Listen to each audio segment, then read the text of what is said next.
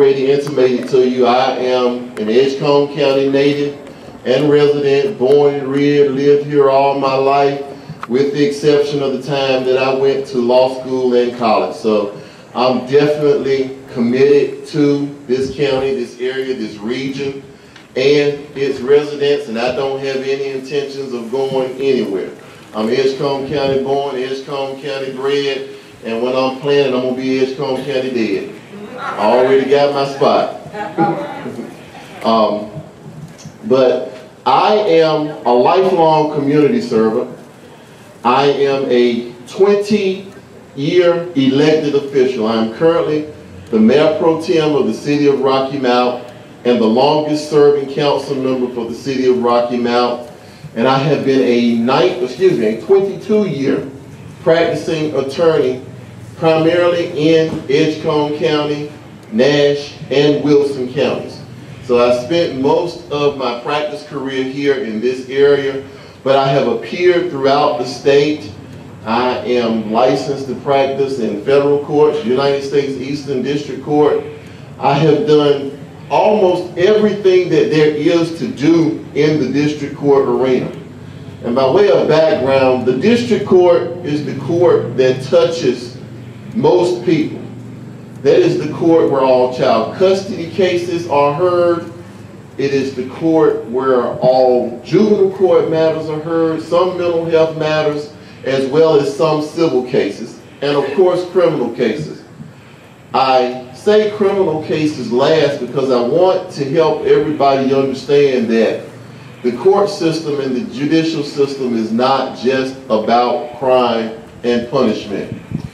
What we have when we have people that come before us, our citizens, our residents of this county, we have people that come before us who have issues and problems, and they are looking for solutions to those issues and problems.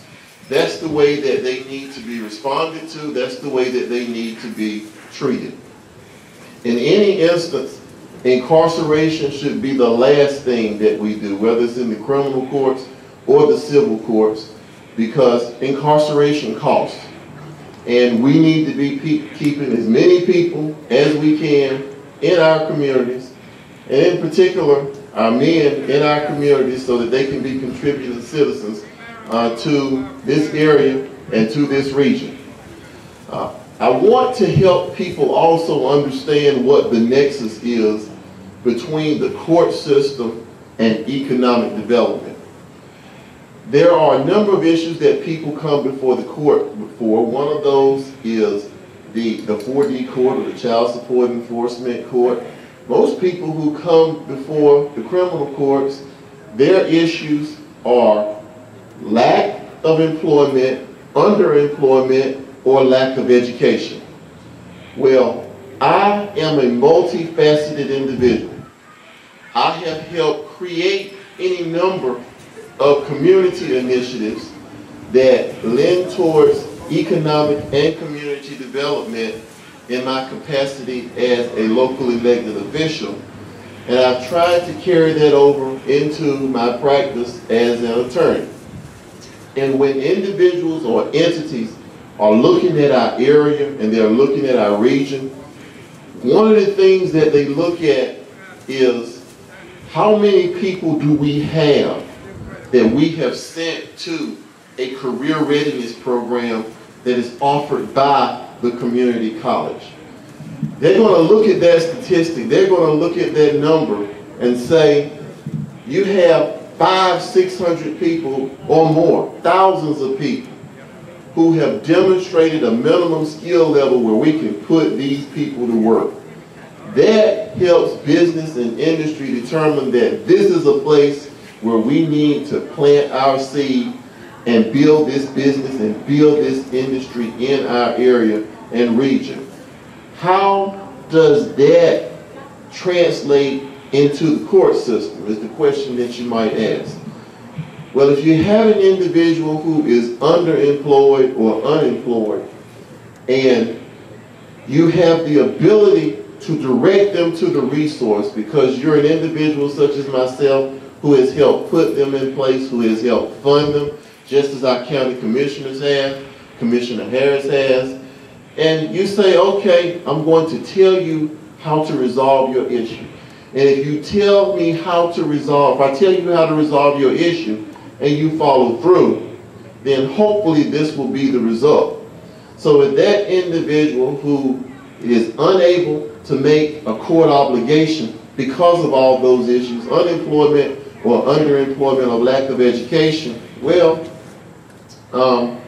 if you have a judicial official, a judge, who will say, sir, ma'am, I'm going to order you to go to the community college, enroll in the career readiness program, complete the career readiness program, then take that career readiness certificate to the workforce development program, and then they are going to be able to place you with this employer, and this employer. That solves two issues that that individual has, ladies and gentlemen. Number one is education. Number two is employment. That's the kind of person that we need to have on the bench. That is the kind of person that I am, ladies and gentlemen.